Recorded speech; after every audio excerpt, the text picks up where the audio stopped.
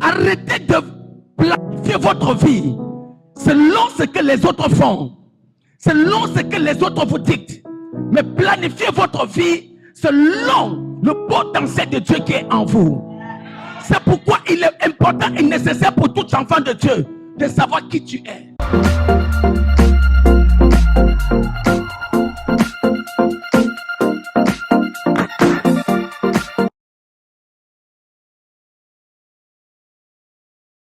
Moïse répondit et dit, voici, ils ne me croiront point et ils n'écouteront point ma voix, mais ils diront, l'Éternel n'était point apparu. L'Éternel lui dit, qu'y a-t-il dans ta main? Il répondit, une verge. Gloire à Jésus. Bien-aimé, il est nécessaire pour tout homme de reconnaître la valeur de ce qu'il transporte avec lui. Il est important pour chaque homme de reconnaître le potentiel et le don de Dieu qui est en lui. Il est important pour tout homme de reconnaître les capacités qui reposent sur lui. Il est important pour tout homme de reconnaître la destinée à laquelle il a été appelé. Il est déplorable aujourd'hui, bien-aimé, qu'on voit beaucoup de personnes qui se battent à tout faire. Lorsqu'on te demande qu'est-ce que tu fais dans la vie, tu dis, moi je fais tout ce que je trouve. Hein? Tu es un fait-tout. Alléluia. Dieu ne t'a pas créé pour être un fait-tout. Quand vous regardez toute l'histoire de la Bible, il y a des personnes que Dieu avait créées pour être des forgerons, des personnes que Dieu a créées pour être des cultivateurs, d'autres pour être des éleveurs, d'autres ont été créés uniquement pour écouter les oracles de Dieu et annoncer au monde. Mais aujourd'hui, on voit des personnes qui sont prêtes à tout faire. On voit des hommes qui se battent à tout faire. On dit Manawa, tu es là. Raclette, tu es là. On dit gardinage, tu es là. On veut tailler gazon, tu es là. Balayage, tu es là. Tu es dans tous les fronts. Gloire à Jésus. Tant que tu ne reconnais pas que le vrai toi est en toi, que ce que tu recherches dans le monde est en toi, tu vas toujours passer à côté de ta destinée. Je vois aujourd'hui beaucoup de personnes veulent aller en Europe. Même les hommes qui sont ici, beaucoup d'entre vous ici là même, sont dit il y a bateau à face là, gratuite là. On dit demain là, l'église sera vidée. Si j'ai menti, quelqu'un me dit j'ai menti. Beaucoup sont assis ici encore parce que le chemin là n'est pas encore ouvert. D'autres sont assis là parce qu'ils ont peur de mourir dans l'eau. Alléluia. Mais est-ce que ce chemin là c'est ton chemin? Est-ce que c'est ta destinée? Est-ce que Dieu veut que tu voyages? Est-ce que le potentiel qui sont en toi réclame que tu dois voyager pour aller en Europe avant de réussir? Est-ce que la gloire et la grâce de Dieu qui est en toi demande que c'est en Europe que tu dois réussir? Frère, il y en a qui vont réussir en Europe, mais il y en a qui vont réussir en Afrique. Il y en a qui vont réussir en Côte d'Ivoire, d'autres vont réussir en Tunisie. Il y en a qui réussiront en Tunisie, d'autres vont réussir au Congo, d'autres réussir au Cameroun. Là où il y a ta destinée, c'est là où tu dois être. Est-ce qu'il parle à quelqu'un? Là où il y a ta destinée, c'est là où tu dois. Mais il faut comprendre, bien aimé, ce matin je parle des potentiels et de ce que Dieu a mis à un homme. Moïse se lève le matin. Dieu dit à Moïse, je t'envoie vers le peuple Israël en Égypte. Moïse dit à Dieu, je n'irai pas. Parce que si j'aille vers eux, ils me demanderont qui t'a envoyé. Et qu'est-ce que je vais leur dire? Deuxièmement, Moïse dit, si je vais vers le pharaon, il va me tuer. Pourquoi? Parce que je suis recherché. Alléluia. Mais regardez la question que Dieu va poser à Moïse. Il va dire, Moïse, qu'est-ce que tu as à main? Je demande à quelqu'un ce matin, qu'est-ce que tu as à main? Qu'est-ce que tu as dans ta main aujourd'hui? Il y a des gens comme Moïse ici. Il y a des gens qui raisonnent exactement comme Moïse. Tu as un bâton entre tes mains, mais tu dis à Dieu, je n'ai rien.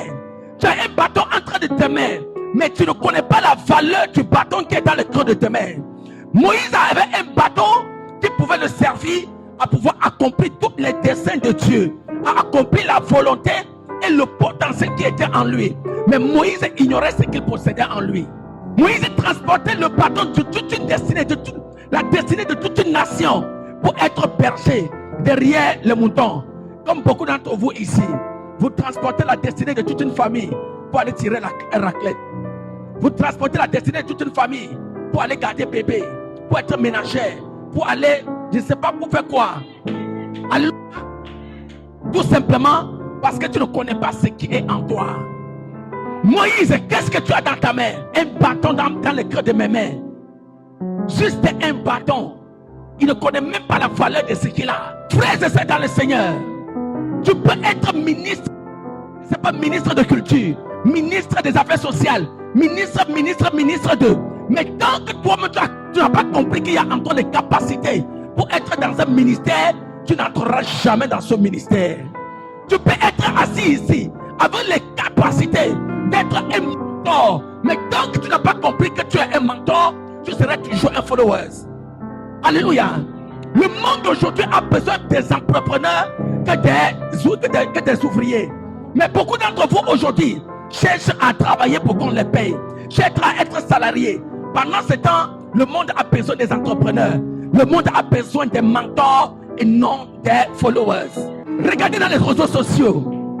On dit, tu crées un site aujourd'hui, une page, une chaîne internet, YouTube. Après 1 an, 2 ans, on dit tu as 1 million de vues. Tu as 1 million de followers. Donc ça veut dire que tu as 1 million de personnes qui te suivent. Toi seul, tu as 1 million de personnes qui te regardent dans le monde entier. Ça veut dire que tu es à la tête. Il y a 1 million de personnes qui sont à la tête, en train de t'observer, en train de te suivre. Tu deviens comme un modèle pour 1 million de personnes qui te regardent, qui t'observent et qui copient sur toi. Il y a des personnes ici, au lieu d'être comme ces personnes qui créent des sites, qui créent des pages et qui deviennent comme des exemples pour des personnes qui les suivent, mais vous pourrez être à la place de ceux qui suivent, ceux qui sont à la tête. Arrêtez de planifier votre vie selon ce que les autres font, selon ce que les autres vous dictent, mais planifiez votre vie selon le potentiel de Dieu qui est en vous. C'est pourquoi il est important et nécessaire pour tout enfant de Dieu de savoir qui tu es. Est-ce que jusqu'ici tu connais ton identité? Beaucoup d'entre vous ici ne connaissent pas leur identité. Si je te pose la question à savoir quels sont les desseins de Dieu pour toi, tu ne peux pas connaître. Beaucoup d'entre vous ne vont pas me répondre. Fils, quels sont les desseins de Dieu pour toi?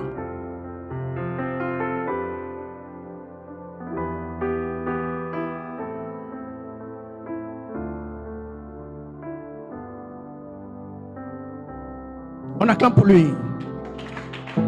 Alléluia. À t'entendre parler, on sent que c'est quelqu'un qui est sûr de ce qu'il dit. Gloire à Jésus. Et c'est ça qu'un homme doit connaître dans sa vie. Frère, et je vais te dire, quand tu connais déjà ce que Dieu veut de toi, quel que soit le vent et la tempête qui se lèvera, ne change pas de vision, ne change pas de trajectoire. Lorsque tu connais où tu es en train d'aller, frère et sœurs dans le Seigneur, la seule chose qui peut te faire reculer, c'est la mort. Alléluia. Ce qui peut te faire reculer, c'est quoi? Mais lorsque tu ne connais pas où tu vas, tu ne connais pas ta destination ni l'objectif de ce que tu fais, rien qu'un petit vent qui souffle, tu as déjà changé de vision, tu as changé de trajectoire. On voit des personnes ici, tu arrives en Tunisie. Moi, je suis venu, je vais faire salon de coiffure et ça va marcher parce que c'est ce que je sais faire. Tu commences à faire salon de coiffure.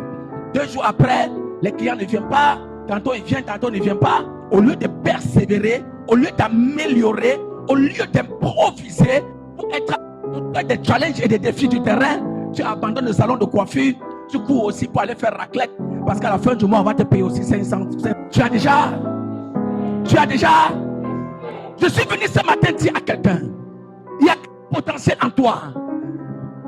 L'espoir dans le contentement nous amène à raisonner au-delà du raisonnement de Moïse. Moïse a un bâton à main, mais il néglige le bâton qu'il a à main. Or, ce bâton pouvait l'amener à défier celui qu'on appelait le roi, un roi sur terre, Dieu sur terre, celui qu'on appelle Pharaon. Le bâton était au-delà de ce que Moïse lui imaginait. Même le bâton de Moïse est allé jusqu'à défier Dieu. Alléluia. Quand Moïse arrive avec le peuple d'Israël dans le désert, Dieu dit ne frappe pas le rocher, il frappe le rocher. Et lorsque Dieu dit ne frappe pas, ça veut dire qu'il n'est pas consentant de ce que Moïse veut faire. Mais Moïse a frappé au-delà, c'est-à-dire il a défié la parole de Dieu, il a frappé le rocher et l'eau a coulé. Alléluia. Est-ce qu'un homme peut défier Dieu? Alléluia. Mais il a défié la parole de Dieu, il a frappé et l'eau a coulé. C'est pourquoi Dieu dit à Moïse, à cause de cet acte, Dieu dit à Moïse, à cause de ce que tu m'as désobéi et tu as fait comme tu voulais, tu n'entreras pas à Canaan. Tu verras Canaan de tes yeux, mais tu n'y entreras pas. Et Moïse n'est pas entré à Canaan. Il est resté dans le désert comme tous les autres. Il est mort. Gloire à Jésus. Regardez une capacité, une puissance qu'un homme a en lui, mais il ignorait ce qu'il a. Mais beaucoup d'entre vous sont comme ça.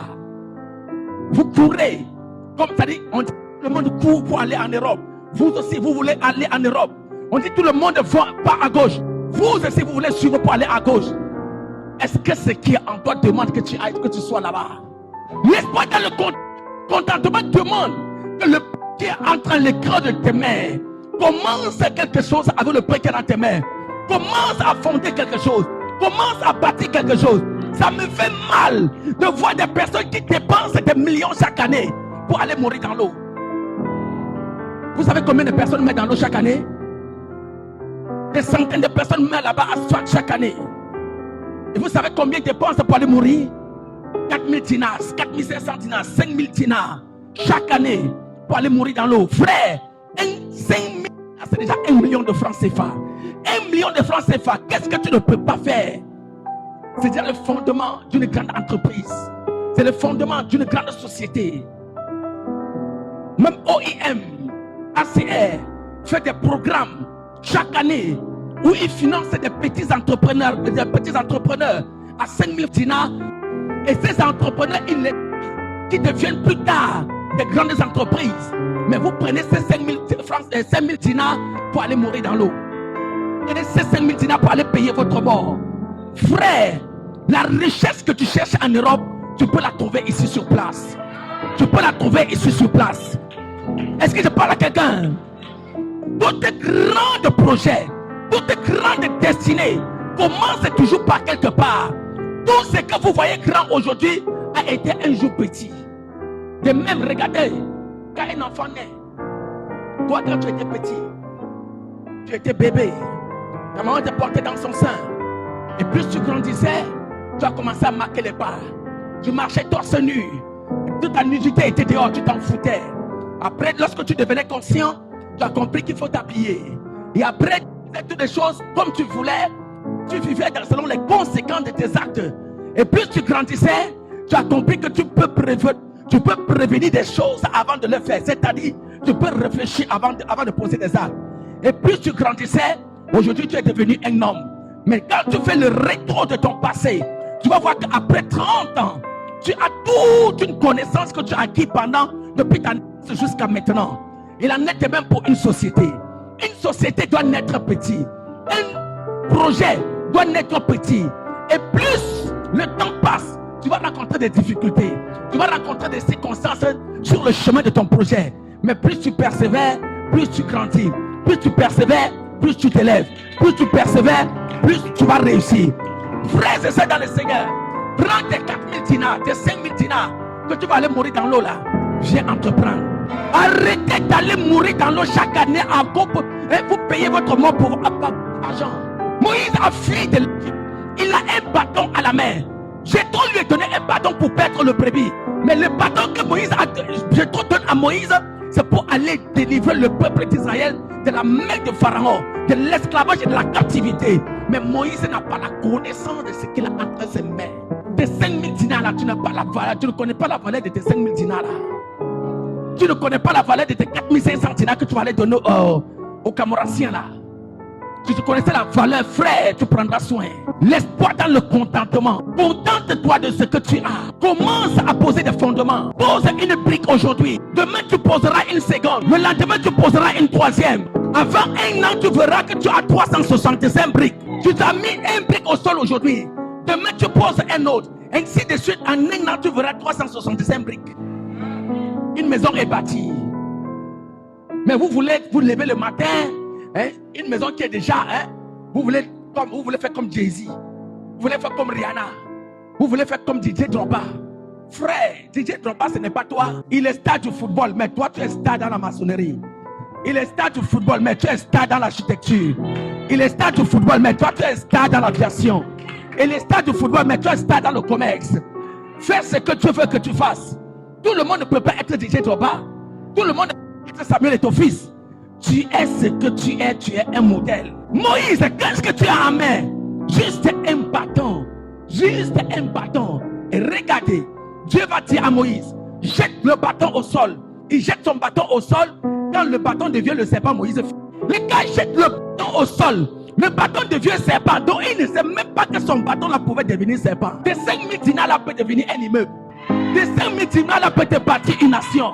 De 5000 dinars peut commencer à te bâtir un supermarché. Mais commence par quelque part. Pas de 5000 dinars, tu peux devenir un styliste en Tunisie. Je dis 5000 dinars, tu deviens un styliste en Tunisie. Alléluia. J'ai fait une formation d'entrepreneuriat. Et j'ai vu des personnes qui viennent avec des projets de 7000 dinars. Ils n'ont pas 7000 dinars pour financer leur projet. Ils sont obligés de venir pour chercher de l'aide ou de financement à l'OIM, ou pas des banques, ou pas des associations qui financent des projets, des mini-projets. 7000 dinars. Mais vous avez cet argent-là. Mais vous partez payer votre mort avec. Le gars a fait le plan, son business plan. Quand tu vois ton business plan de plus de 15 pages, rien que pour un projet de 7000 francs, de 7000 dinars, je vais dire. Mais ça, tu négliges.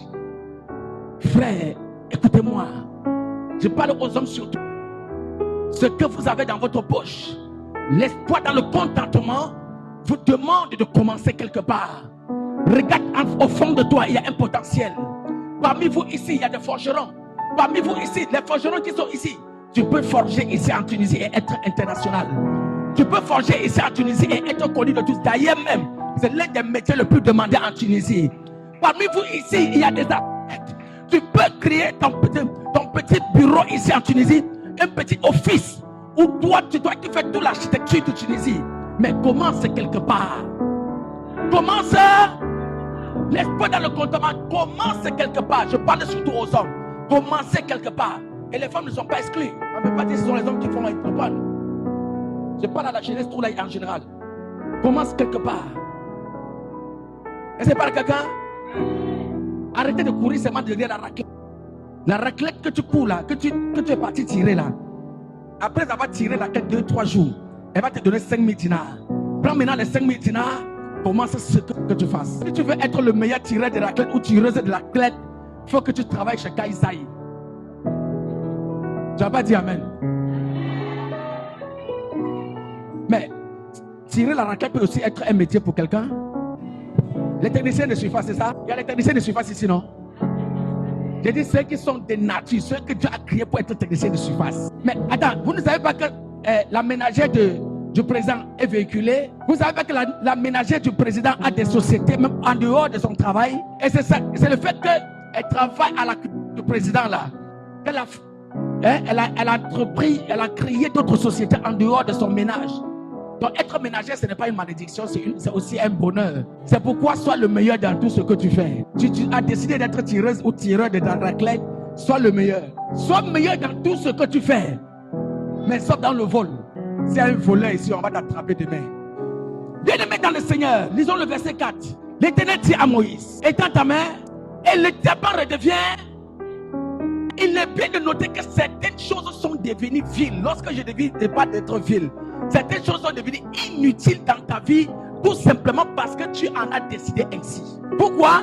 Parce que tu en as décidé ainsi. Il y en a même des personnes à côté de toi que Dieu a établi auprès de toi pour t'aider. Mais ces personnes sont devenues inutiles parce que tu as décidé de les regarder comme inutiles. Il y a des personnes qui marchent avec toi qui sont devenues inutiles à côté de toi parce que tu en as décidé de faire des personnes inutiles. Moïse en a décidé de faire du bâton de commandement qui avait entre ses mains un bâton inutile. On te donne un bâton pour aller délivrer une nation. Toi, tu es derrière les bœufs, derrière les moutons. Et la personne qui prend 1000 dinars pour aller voyager dans l'eau, il a décidé de faire de ces 5000 dinars un capital inutile. Vous savez comment cotiser 5000 dinars ici en Tunisie, c'est difficile. Il faut la sueur de ton front. Pendant au moins un an, où tu es parti faire couchante bloquée. Tu es parti faire couchante bloquée. Pendant au moins 7 mois, 8 mois, on ne te voit pas. Quand tu sors de là, après cette souffrance-là, tu prends les 5000 dinars là. Tu fais un objet inutile. Mais c'est le cas de Moïse. Le pauvre monsieur est né en Égypte. Il fuit de l'Égypte, pourquoi? Parce qu'on le cherche. Mais il arrive chez Jétron, Jétron lui dit, monsieur, viens ici, je vais te donner un bâton de commandement. Ça là, quand tu dis, taille, les moutons fuient, taille, les moutons fuient. Mais le bâton là, c'était pour cadrer les vrais brebis. Pas les brebis du champ, les brebis qui étaient en Égypte. Mais le gars a compris les brebis du champ. Il est derrière les moutons, alors que les gens l'attendent là-bas en Égypte. Beaucoup d'entre vous ont décidé de faire de leur trésor un trésor vil. Même la femme que Dieu t'a donnée, tu lui donnes. Même la femme que Dieu t'a donnée là, quelle est la valeur que tu lui donnes? Comme ma fille qui a parlé, rendu son témoignage ce matin. Alléluia. Ils étaient venus ici. Après sa délivrance, je leur ai dit, j'ai dit à ce monsieur ici devant vous, le jour où tu vas décider de faire souffrir cette femme, Dieu va te faire souffrir jusqu'à tu vas regretter. J'avais dit ça ici, la vidéo est encore là. Alléluia. Il y a des personnes que Dieu a mis à côté de vous, ce sont des anges. Il y a des personnes que Dieu a mis à côté de vous, ce sont des ponts que Dieu va vous donner pour vous transporter à votre destinée. Mais si vous avez décidé de faire de ces personnes des personnes inutiles, votre vie sera inutile. Votre vie sera... Est-ce que par quelqu'un? Et je prie que cela ne soit pas ton partage au nom de Jésus. L'espoir dans le contentement demande de reconnaître les bienfaits de Dieu dans notre vie. De reconnaître toujours ce que Dieu nous a donné. De reconnaître le peu que nous avons entre les mains. Regardez aujourd'hui, frères et sœurs dans le Seigneur. Dans la loi de la responsabilité, je vous disais ceci. Beaucoup de jeunes aujourd'hui veulent entreprendre. Beaucoup aujourd'hui veulent naître grands. Beaucoup aujourd'hui veulent se réveiller un matin, se trouver en train de voler dans les airs, en train de rouler dans les Porsche Cayenne, dans les Rolls Royce. Beaucoup aujourd'hui ne veulent plus souffrir pour devenir quelqu'un demain. Ils veulent emprunter des raccourcis. Beaucoup aussi aujourd'hui ne reconnaissent point la grâce de Dieu qui les accompagne. Regarde toi qui es assis ici. Tu sais combien sont couchés à l'hôpital? Toi qui es assis ici, tu sais combien sont enterrés aujourd'hui? Combien ont été enterrés hier? Combien sont sur l'oxygène maintenant qui manque seulement l'air que tu es en train de respirer? Tu sais combien? Mais Dieu t'a fait la grâce d'être assis ici. Il t'a fait la grâce d'être capable de venir dans sa maison pour l'adorer. C'est une grâce imméritée. C'est ce qu'on appelle, c'est une faveur imméritée. Alléluia. C'est une grâce que Dieu t'a fait d'être ici présentement. Mais le peu que tu as, mais tu ne reconnais même pas. Le peu que tu as dans tes mains, tu ne reconnais pas. Le cœur de l'homme est insatiable. Lorsque tu dis Seigneur, je veux 10 000 dinars, Dieu te finit de te donner 10 000 dinars, tu veux 20 000 dinars. Quand Dieu te donne 20 000 dinars, tu veux 30 000 dinars. Quand Dieu te donne 30 000, tu veux 40 000 dinars. Tu ne serais jamais heureux dans ta vie. Pourquoi? Parce que ta vie, tu ne fais que courir après. L'année de même pour les femmes qui pleurent tous les jours parce qu'ils veulent un mari. Frère, si tu crois que c'est à cause du mariage que tu seras heureux, sache que même dans le mariage tu ne seras jamais heureuse. Reconnais d'abord ce que Dieu t'a donné. Et lorsque ce que tu veux viendra, Dieu te lèvera, Dieu te rendra la paix et la joie pour que tu puisses profiter de ce que tu as reçu. Mais il faut d'abord reconnaître ce que Dieu t'a. Il faut d'abord reconnaître ce que tu as. Ce que tu as entre les creux de tes mains. La compromission aujourd'hui naît de l'insuffisance. Beaucoup de personnes ne reconnaissent plus ce qu'ils ont. Regarde comment tu es beau, jeune homme. Regarde comment tu es beau. Regarde comment tu es galant. On te voit un joli garçon, on voit. Mais je suis certain que si on entre dans ton cœur là, tu es en train de maudire Dieu comme ça. Hé Seigneur, pourquoi tu as fait de moi comme ça? Moi je voulais être comme. C'est comme ça que vous vous en. Regardez comment vous êtes. Regardez vos jolis yeux là. Regardez comment vos jolis souris là. Regardez. Mais jusqu'à là, vous n'êtes pas satisfait. Vous demandez à Dieu pourquoi je n'ai pas mangé hier. Dieu n'existe pas. Pourquoi j'ai dormi dehors hier? Dieu n'existe pas. Frère, c'est à cause de ça que beaucoup d'entre vous sont entrés dans la sorcellerie. Beaucoup d'entre vous sont entrés dans vivre heureux, mourir jeune. Beaucoup d'entre vous sont devenus brouteurs. Beaucoup d'entre vous sont allés prendre des porte-monnaies magiques. Aujourd'hui, ils mangent dans la poubelle. Parce que tu ne veux pas te contenter de ce que tu as. Tu ne veux pas te contenter de ce que Dieu t'a donné. Tu veux prendre des raccourcis pour réussir. Tu veux être comme les autres. Frère, moi je suis apôtre, toi tu es toi. Si tu veux être comme moi là, attends le temps. L'espoir dans le contentement demande de reconnaître la grâce de Dieu sur notre vie. Reconnais ce que tu as maintenant. Et Dieu te donnera plus demain. Si tu n'as pas le temps de reconnaître ce que Dieu a fait pour toi, Dieu ne révélera pas sa bonté dans ta vie. C'est d'abord ce que tu as reçu. Mais même moi qui suis votre père là, si je fais du bien, je te fais du bien aujourd'hui, tu ne reconnais pas le bien que je te fais là. Quand tu reviens demain là, il va te chasser. Frères et sœurs, il y en a ici comme des Moïse, je vous le dis. Regardez Moïse, son bâton est capable de faire peur à Pharaon. Mais lui-même, son bâton là, il ne connaît même pas ce qu'il y a en main. Il est entré en Égypte pendant 10 ans, le gars a opéré 10 miracles potentiels. Mais Pharaon n'a pu rien faire contre lui. avec un simple bâton qu'il avait à main, qui ne reconnaissait pas ce qu'il avait. La Bible déclare que même dans le désert, le peuple ont soif. À cause du bâton, le peuple ont été abreuvés. Il arrive bien, écoutez frères et sœurs dans le Seigneur, tant que tu ne reconnais pas le potentiel qui est en toi, tu ne reconnais pas le peu que tu as entre tes mains, cela te sera inutile. Cela te sera inutile.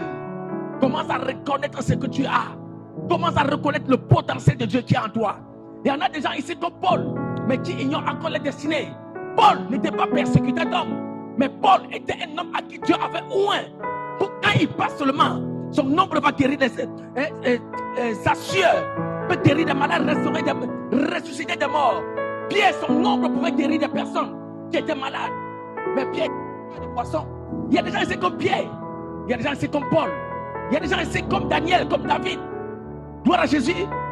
David est en train de courir derrière les brebis, alors que la royauté l'attend. Il y a des personnes ici comme ça. Regardez un homme comme Pierre. On dit le monsieur n'a pas seulement son nom.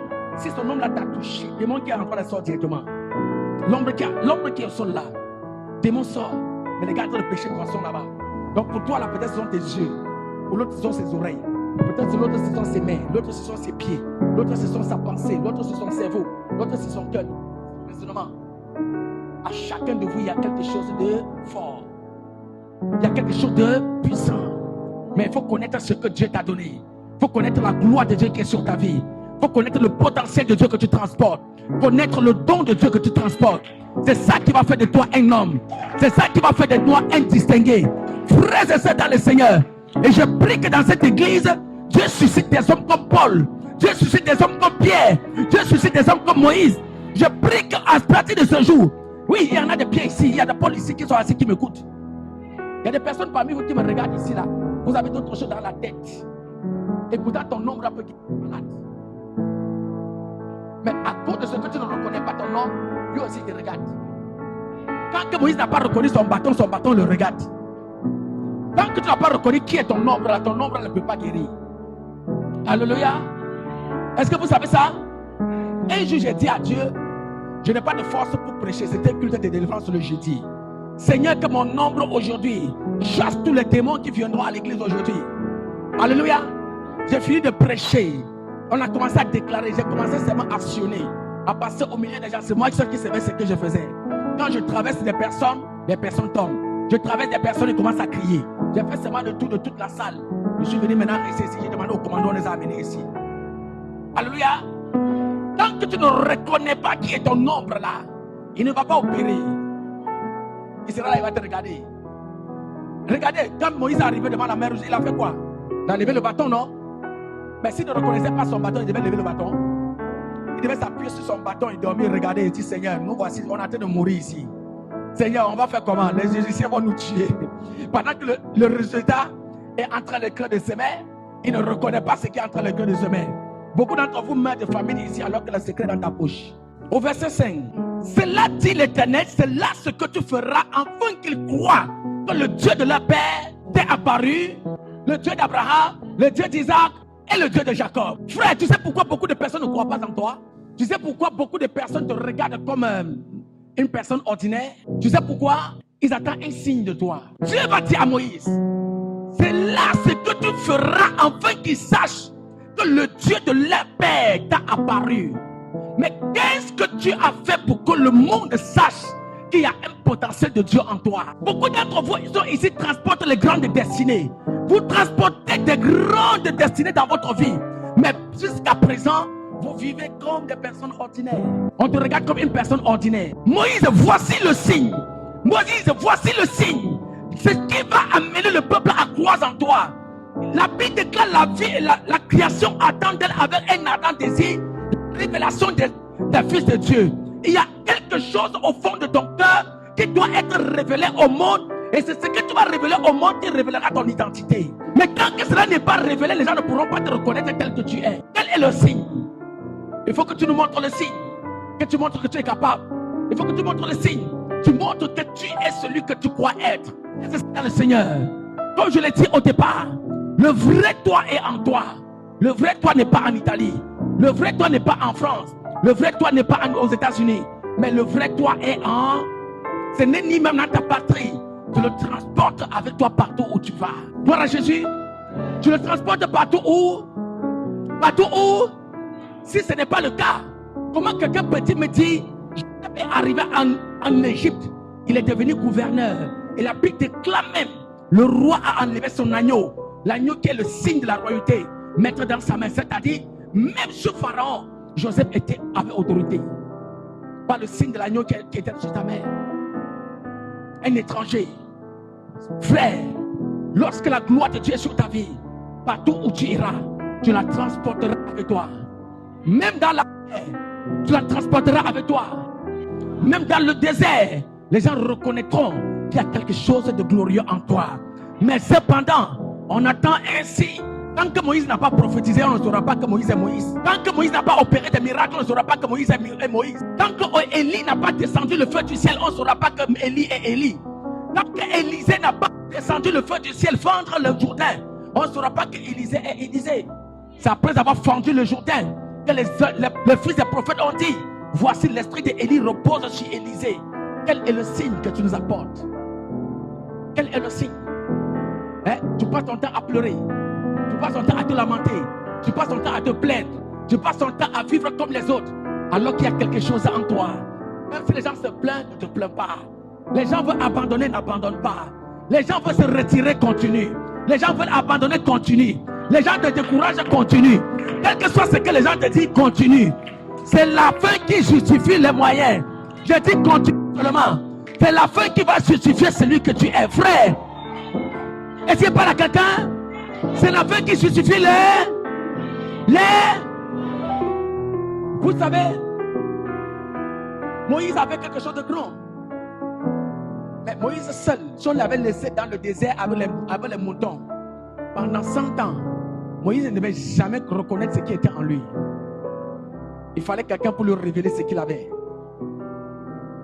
Et deux personnes, deux entités ont visité Moïse. Quelles sont les deux entités? La première personne qui visite Moïse pour son potentiel, c'était Jéthro. Jéthro connaissait ce qui était en Moïse quand il lui donnait le bâton. Mais Moïse a reçu le bâton, mais n'a pas reconnu ce qu'on lui avait donné. C'est pourquoi Dieu lui a revisité pour une seconde fois. Maintenant pour lui dire, monsieur, ce que tu as dans ta main là, c'est pour aller accomplir la mission à laquelle je t'ai appelé. Frères et sœurs dans le Seigneur, il y a beaucoup d'entre vous ici. On t'avait dit que tu es appelé, tu es serviteur de Dieu, tu es servante de Dieu. Mais jusqu'ici, tu es assis, tu te poses la question, je vais faire comment pour servir Dieu? Je suis comme ce Dieu-là qui a visité Moïse pour la seconde fois, qui est venu te parler ce matin. Il y a quelque chose de fort en toi. Il y a quelque chose de grand en toi. Et je vais debout. 2 minutes. Et cette chose forte qui est en toi va se révéler. Écoutez-moi. Nous allons autour de 10 minutes. Et dans les 10 minutes, dès que tu sois dans cette salle, quelle que soit la raison pour laquelle tu es venu ici aujourd'hui, dans les 10 minutes, le potentiel qui est en toi va se révéler. Est-ce que tu es apôtre de Dieu, tu es prophète ou prophétesse de l'Éternel, tu es docteur, pasteur ou évangéliste, tu es intercesseur ou intercesseuse, tu es commandant, hôtesse, quel que soit le rang à laquelle Dieu t'a appelé, tu es directeur de cabinet, tu es architecte, tu es commerçant international, tu es appelé à opérer dans un sphère bien précis, l'onction du Saint-Esprit va te démarquer aujourd'hui.